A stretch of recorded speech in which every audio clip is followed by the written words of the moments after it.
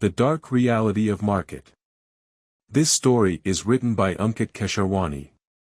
All rights reserved to the author. No part of this work may be reproduced, distributed, or transmitted in any form or by any means without the prior written permission of the author. How long have I been waiting for you? Jignesh angrily tells Yash. Yash stays 10 feet away and keeps coming towards Jignesh. It's 5:30 in the evening, and the sun's last rays are bidding farewell to the day on the ground. Yash, looking to his right, and he is walking. A little further away, there's a basketball court where some youngsters are playing basketball. Yash keeps walking towards Jignesh slowly. After taking some steps, now Yash is close to Jignesh. Jignesh is sitting on the hood of his car. Yash comes and sits next to Jignesh on the car's hood, and at that moment, Jignesh lights a cigarette. How many times I have told you not to smoke cigarettes? Put out the cigarette now, Yash says, looking at Jignesh, giving an angry look.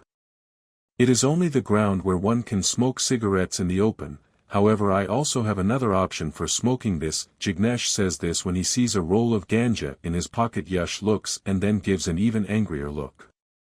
Then he looks towards the basketball court. Immediately, Jignesh immediately extinguishes the cigarette by flicking off the long ash. Now, happy? Jignesh says. Yash's gaze is still fixed on the court, where among the youngsters playing, there's his younger brother Vivan, whom Yash keeps watching. Jignesh also observes Vivan playing. Vivan is so engrossed in his game as if there's no world around him.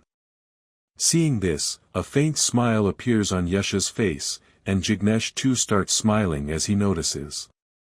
Whenever he plays basketball, he gets completely immersed in it, Jignesh says. Yeah. But as soon as he steps out of the court, his life takes a turn. He transforms from an innocent child to a serious one, and I'm responsible for all of this.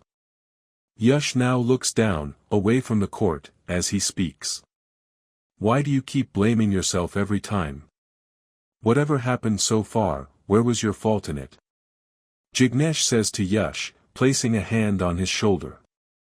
After Dad passed away, I should have taken care of everything, but because of my irresponsibility, I always turned away and kept squandering all the savings only on expenses.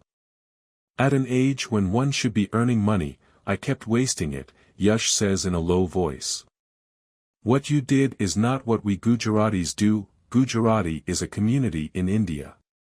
Do you know what we Gujaratis do? We do business. How many times have I explained to you to pursue business, but you never listened? Look at me, I studied engineering, but I'm doing business now, Jignesh says, placing his hand closer to Yash's shoulder. Yash looks towards Jignesh. The art of doing business is not in me, that's why I do whatever comes my way, and even big dignitaries have said the same thing, that one should do whatever work comes their way, Yash says, looking towards Jignesh. They are talking nonsense. In any field where money is made, you should be an expert. Let me tell you one thing, you may have a talent for painting, but if there's no demand for that painting in the market, what good will that talent do? To earn money, you need to work in a field where there's demand and where money flows, not in one where there's only intellectual pursuit, Jignesh says in a single breath, without pausing for a breath. Yash looks at Jignesh for a moment.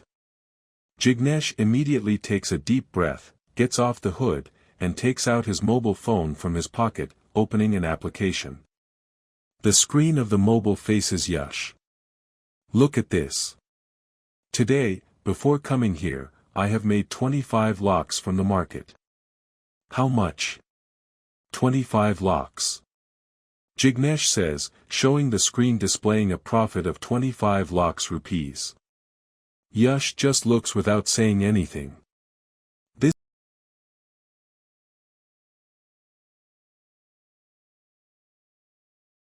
Story in next video.